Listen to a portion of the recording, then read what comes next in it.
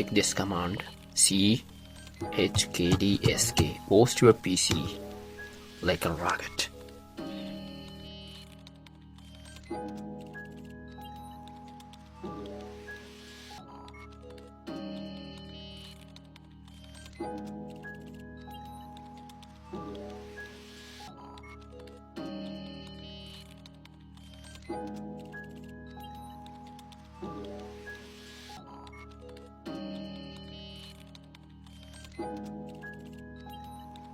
Thank you. Thank you.